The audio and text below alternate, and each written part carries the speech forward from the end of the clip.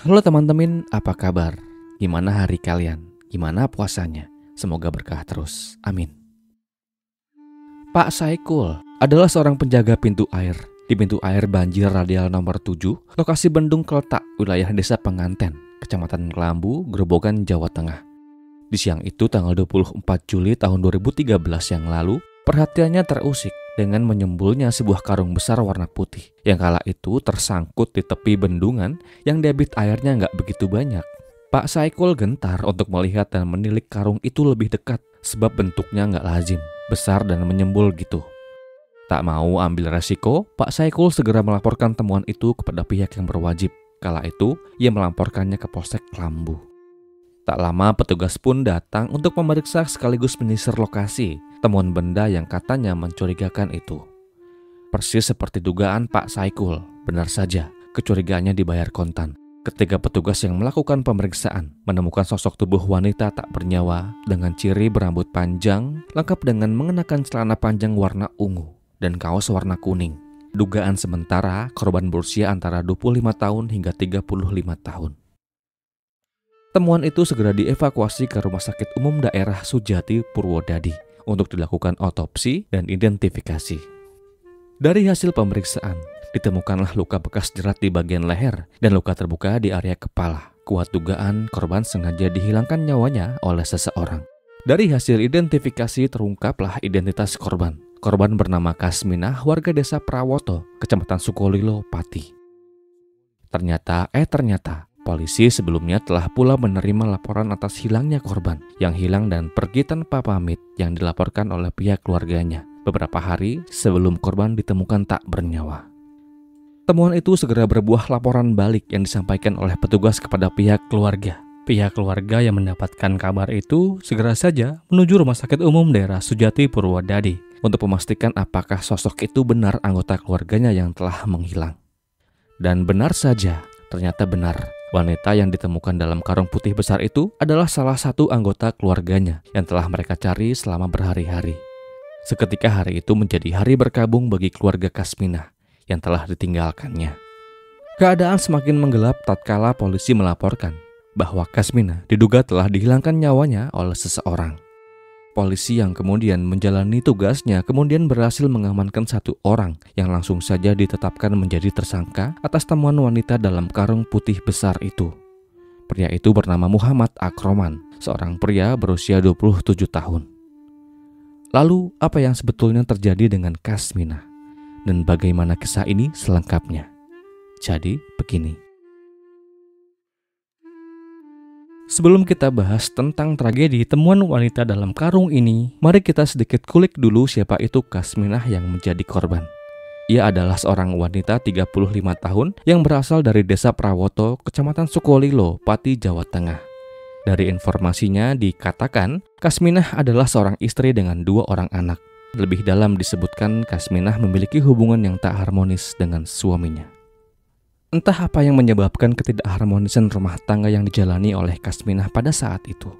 Namun yang pasti atas masalah-masalah itu berlahan namun pasti telah membawa Kasminah bertemu dan berkenalan dengan seorang pria yang telah saya sebutkan di awal tadi. Pria itu adalah Muhammad Akroman yang di tahun 2013 usianya 27 tahun, terpaut 7 tahun lebih muda daripada Kasminah.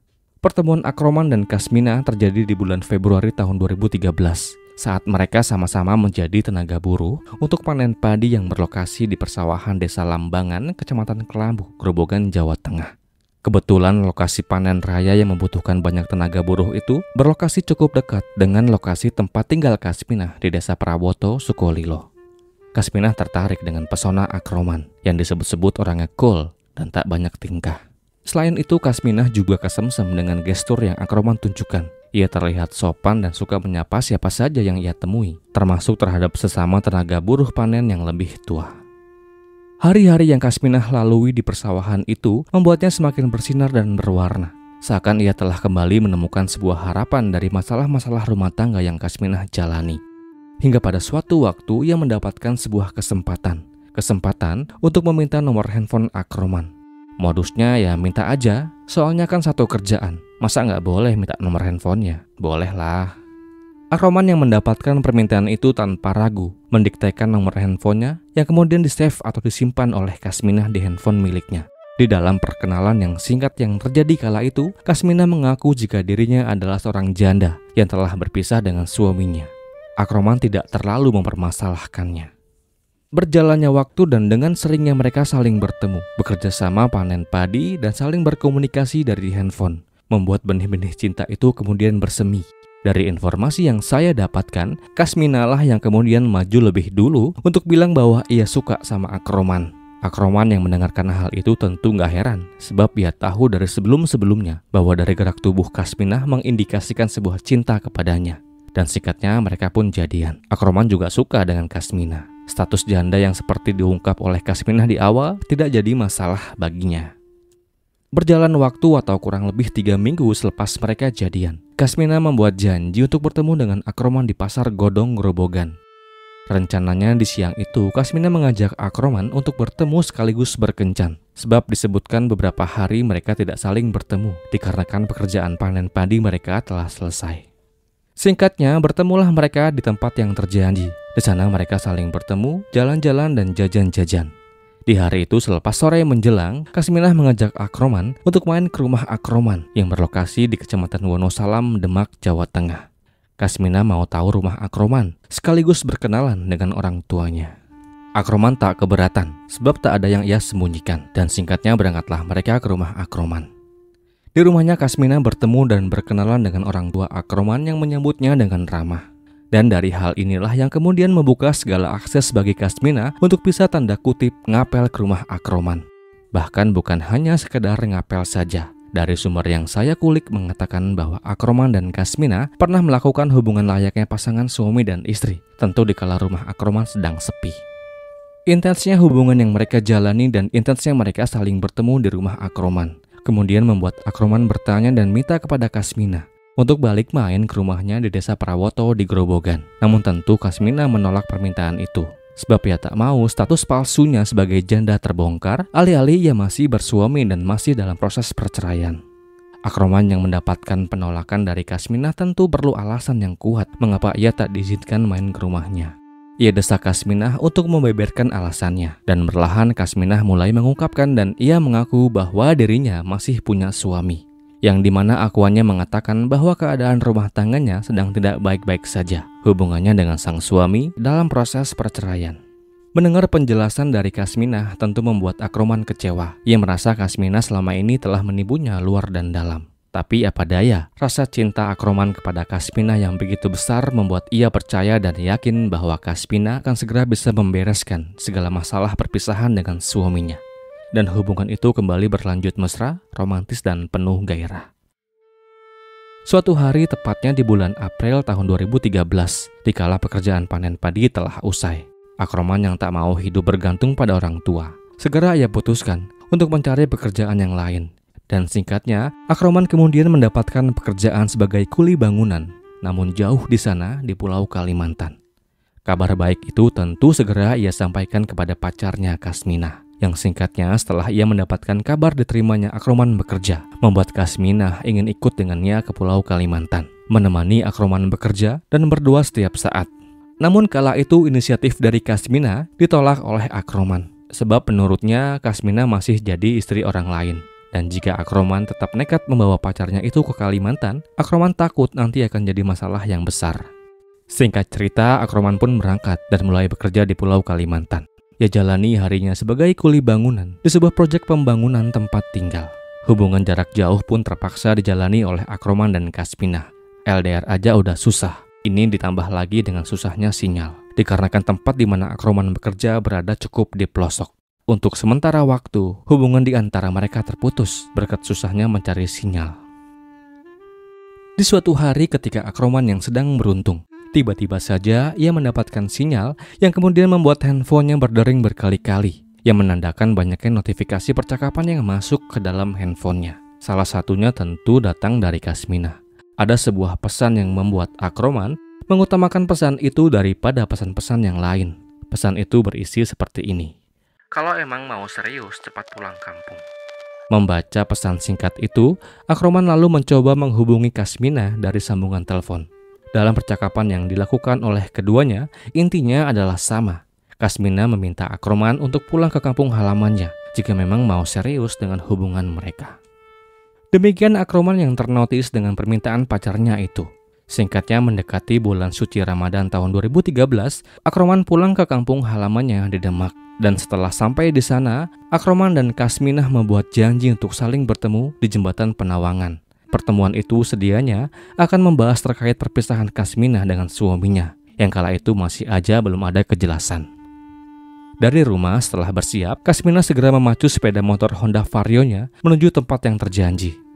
Dan singkatnya, setelah mereka saling bertemu, sepeda motor kemudian diambil alih oleh Akroman, dan perjalanan kembali berlanjut ke arah Purwodadi.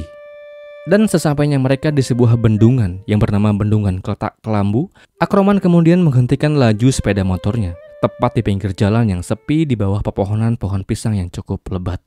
Melihat kondisi yang sepi, sejoli di mabuk cinta ini tak mau membuang momen itu untuk mencari lokasi yang lebih aman untuk melakukan hubungan pasangan suami dan istri. Setelah selesai melakukan hal itu, mereka lanjutkan dengan berbincang-bincang.